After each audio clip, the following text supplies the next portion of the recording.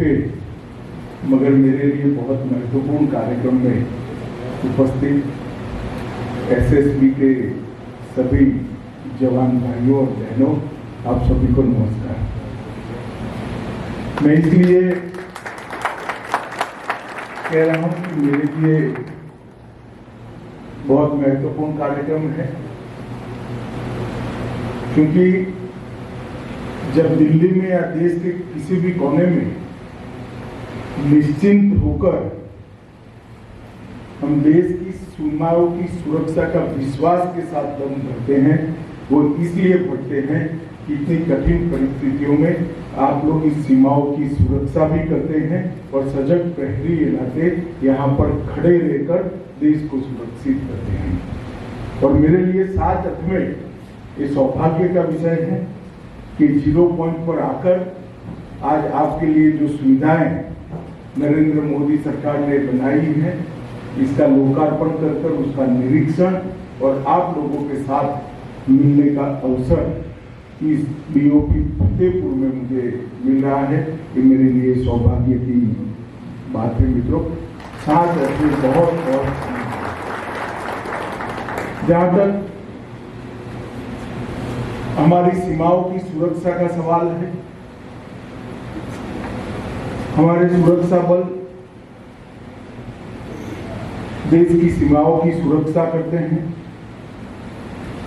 कई बार जब जरूर पड़ती है तो कानून और व्यवस्था की स्थिति में भी वो नागरिकों का मदद करते हैं। आपदा के समय राहत और बचाव के काम में भी बहुत महत्वपूर्ण योगदान देते हैं। और देश के लोकतंत्र की सुरक्षा के लिए जब जो चुनाव होते हैं, वो चुनाव आयोग के तत्वाधान में निष्पक्ष हो, इसके लिए भी हमारे सुरक्षा बल का बहुत बड़ा योगदान होता है। जब से भारतीय जनता पार्टी की केंद्र में सरकार बनी है, हमने सुरक्षा बलों के जवानों के सीमा पर और उनके निवास दोनों जगह, मतलब आपके और आपके परिवार के सुनिश्चितता के साथ निवास हो पाए, इसके लिए एक समयबद्ध चरणबद्ध कार्यक्रम बनाया है। आज का जो लगभग 25 करोड़ की लागत से जो 5 चौकियों का लोकार्पण हो रहा है, यहाँ पर फतेहपुर बीओपी पर, पेटोला पर, बेलिया में, आमगाछी में और रानीगंज में, वो सभी ये पूरे राष्ट्रीय कार्यक्रम का हिस्सा है। क्योंकि मोदी सरकार हमारे प्रधानमंत्री जी के नेतृत्व में मानती है कि जो लोग अपने जीवन काल का स्वर्णिम काल देश की सुरक्षा के लिए सीमा पर बहुत दिक्कतों वाली जीवन जीकर निकालते हैं, उनकी सुविधाओं का ख्याल रखना एक भारत सरकार का कर्तव्य है और भारत सरकार ने इसको करना चाहिए। और आज उसी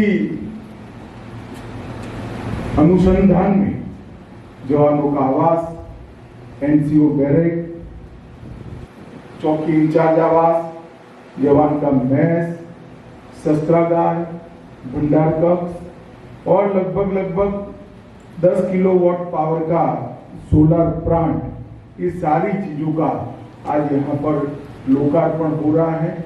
मुझे विश्वास है इससे यहाँ पर जो जवान ड्यूटी कर रहे हैं उनकी सुविधाओं में निश्चित रूप से बढ़ोतरी होगी और उनका कष्ट कुछ मात्रा में तो कम हो पाएगा। इसके साथ साथ पेटोला में 5 एकड़ भूमि पर लगभग 7.5 करोड़ से भवन बनाया गया है। बेलिया में 4.5 करोड़ के लागत से भवन बना है और अररिया के बथनाहा में लगभग 3.5 करोड़ की लागत से भवन बना है और राजनीगंज में भी 3.25 करोड़ लागत से ये भवन बना है। जहाँ तक एसएसबी का सवाल है, तो एसएसबी इसका एक इतिहास है। उसका अभी के स्वरूप का परिवर्तन जब देश में अटल जी की सरकार थी तब अस्तित्व में आया। पहले सीमाओं के लोगों से संपर्क, गांव के इतिहास और उनकी संस्कृति का डॉक्यूमेंटेशन और उनके साथ एकात्म भाव से काम करना एक मुश्किल। मगर अब जब से एक देश एक सीमा का सुरक्षा बल, ये नीति को भारत सरकार ने अटल जी के समय में संभाला, तब भारत नेपाल और भारत भूटान जो मैत्रीपूर्ण देश है, खुली सीमा है, उसकी रक्षा की जिम्मेदारी एसएसबी को दी है। एक दृष्टि से दिल्ली में बैठकर सोचते हैं तो लगता है सभी सीमा सुरक्षा की जिम्मेदारी निभाने वाले सशस्त्र बलों में सबसे सरल ड्यूटी आपका है, क्योंकि दोनों देशों से हमारे मैत्रीपूर्ण संबंध हैं।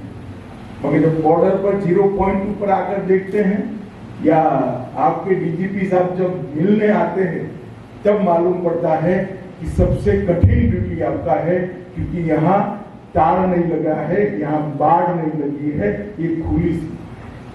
जब सीमा खुली होती है तब जिम्मेदारी अनेक गुना बढ़ जाती है। कितने भी मैत्रीपूर्ण संबंध, पड़ोस के देशों की सरकारों की कोई बद इरादा न होने के बावजूद यहाँ पर और वहां पर समाज में कुछ तत्व ऐसे होते हैं जो खुली सीमा का उपयोग अपने अनधिकृत कमाई के लिए, चाहे स्मगलिंग हो, चाहे पशु तस्करी हो, चाहे घुसपैठ हो, बांग्लादेश से होकर, नेपाल से होकर यहाँ पर भी घुसपैठ होती है। ये सारी चीजें बहुत दिक्कत वाली है। जहां पर बाढ़ लग गई है वहां पर एक सरलता होती है कि बाढ़ कटी या नहीं कटी वो देखना और दूर से बाढ़ को देखते हैं। मगर जहां बाढ़ ही नहीं है वहां कितनी भी गश्त लगा दो, आपके जाने के बाद कोई आता है तो मैनेज करना बहुत दिक्कत है। उस वक्त हमारे गांव में रिश्ते, गांव में हमारी सूचनाओं की व्यवस्था, गांव के लोगों के साथ हमारी सेवा के माध्यम से संपर्क, यही सारी चीजें सीमाओं को सुरक्षित कर सकती है। इसलिए सेवा, सुरक्षा और बंधुत्व, ये जो नारा है वो नारा सोच समझकर खुली सीमा वाला सुरक्षा बल मतलब एसएसबी को दिया गया है, जिससे आपको और ज्यादा सजग रहकर करना है। मैं जब आज बिहार में आया हूं तब बिहार और झारखंड, अब तो खैर वामपंथी विवाद वहां समाप्ति के आने पर है, मगर जब चरम सीमा पर था तब एसएसबी के जवानों ने वामपंथी उग्रवाद के खिलाफ लड़ने के लिए भी बहुत बड़ा योगदान दिया है। इसको देश कभी भूल नहीं पाएगा। एसएसबी के जवानों ने देश के पूर्वी क्षेत्र में जो नक्सलवाद फैला था उसके खिलाफ अनेक बलिदान देकर एक कठोर लड़ाई लड़ने का काम किया है, और इसी का सुफल आज ये है कि आज बिहार और झारखंड के क्षेत्र में लगभग नक्सलवाद समाप्त होने के कगार पर आया है। कह भी सकते हैं कि समाप्त हो चुका है।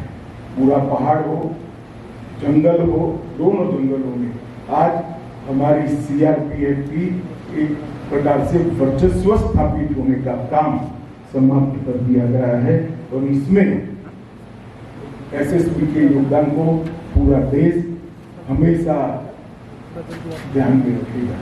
मित्रों, जब खुली सीमा होती है, जहां तारबंदी नहीं होती, वहां पर टेक्नोलॉजी का उपयोग बहुत महत्वपूर्ण हो जाता है। चाहे सीसीटीवी हो, चाहे ड्रोन हो, अनेक प्रकार की टेक्निक को अपनाकर सीमाओं की सुरक्षा को सुनिश्चित करना चाहिए। सुंदरलाल के नेतृत्व में जो अधिकारी हैं, वो सभी को मैं कहना चाहूंगा कि बीएसएफ और बाकी सशस्त्र बलों की गुड प्रैक्टिसेस का एक्सचेंज करकर एसएसबी ने भी टेक्नोलॉजी को अपनाना चाहिए। जब सीमाएं खुली होती है तब टेक्नोलॉजी सीमा को सुरक्षित करने का एक बहुत बड़ा माध्यम बन सकती है। तो एसएसबी ने इस दिशा में आगे बढ़ना है। मैं एसएसबी के जवानों को एक और बात के लिए भी बहुत बहुत बधाई देना चाहता हूं, क्योंकि जब 2019 में गृह मंत्रालय ने वृक्षारोपण का निर्णय किया, तब अपने लक्ष्य को सबसे पहले समाप्त करने वाले सशस्त्र बलों में हमारा एसएसबी सबसे आगे है। अभी मोदी जी के नेतृत्व में आजादी का अमृत महोत्सव मनाया, हर घर तिरंगा अभियान लिया, खास करके सीमांत क्षेत्र के गांवों में राष्ट्रभक्ति की भावना को और प्रदीप्त करने का हमने लक्ष्य रखा था। 10 लाख तिरंगे एसएसबी के जवानों ने घर घर जाकर वितरित भी किए और उसको फहराने का। इससे निश्चित रूप से आपका ही काम है। जिसके घर पर आप तिरंगा लेकर आए हो, जिसने फहराया है, इसके साथ एसएसबी का एक अटूट रिश्ता बनता है और सूचनाओं के आदान प्रदान में वो रिश्ता हमेशा के लिए आप काम आएगा। मैं आज एसएसबी के सभी जवानों को इस मौके पर अनेक अनेक अभिनंदन देना चाहता हूं, क्योंकि इतनी बड़ी दोनों राष्ट्रों से जुड़ी हुई सीमा को आप बड़ी कर्तव्य निष्ठा के साथ और राष्ट्रभक्ति के साथ आप इसकी सुरक्षा कर रहे हैं। और आपका इलाका जो एसएसबी का है वो सिलीगुड़ी कॉरिडोर के नजीक, ये हमारे देश के लिए बहुत संवेदनशील क्षेत्र है। पश्चिम बंगाल, सिक्किम, आसाम, ईसोर, नेपाल, भूटान और बांग्लादेश, ये पूरी सीमा बहुत संवेदनशील सीमा है, जहां सिलीगुड़ी जैसे संवेदनशील गलियारे के साथ ही आपका ड्यूटी लगा है, तो आपको ज्यादा सजग होकर काम करना पड़ेगा, जिसके लिए आप तैयार हैं। मित्रों, मोदी जी की सरकार बनने के बाद सीमा के इंफ्रास्ट्रक्चर के बढ़ावे में हमने कोई कसर नहीं। 2008 से 14 के वर्ष में लगभग 23,700 करोड़ रुपया, प्रति वर्ष लगभग 4,000 करोड़ खर्च किए गए, और नरेंद्र मोदी सरकार बनने के बाद 23,700 करोड़ से बढ़ाकर 44,600 करोड़ रुपया तक खर्च करा। तो जो खर्च पहले 4,000 करोड़ होता था, वो अब 6,000 करोड़ होता है, लगभग 3.5 गुना बढ़ोतरी रोड की लेंथ में। तो ये बताता है कि सीमाओं की सुरक्षा के लिए भारत सरकार की प्रायोरिटी कितनी मजबूत है। मगर भारत सरकार सुविधा दे सकती है, वाइब्रेंट विलेज का कार्यक्रम लेकर आ सकती है, सीमांत क्षेत्र के विकास उत्सव के कार्यक्रम लेकर आ सकती है, मगर सभी चीजों के बावजूद भी सुरक्षा तो आपके अथक परिश्रम और बलिदान के अलावा सुनिश्चित नहीं है।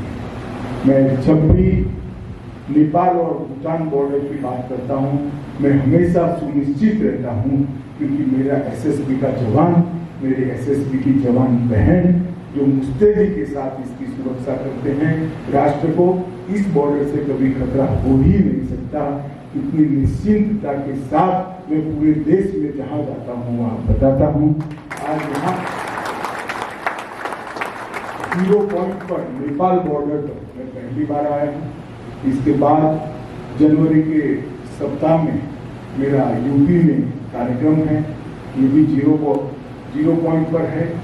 आप सभी को मिलकर बहुत अच्छा लगा, आपकी कठिनाइयां देखकर और ये नए भवन देखकर। कठिनाइयां देखकर चिंता होती है और भवन देखकर आश्वस्ति होती है कि कम से कम कुछ तो राहत ये भवन बनने से आप लोगों को मिलेगा और आपकी कठिन ड्यूटी थोड़े पर आराम से आप निकाल पाओगे। आप सभी को अनेक अनेक शुभकामनाएं देकर मेरी बात समाप्त करता हूँ। वंदे मातरम। भारत माता की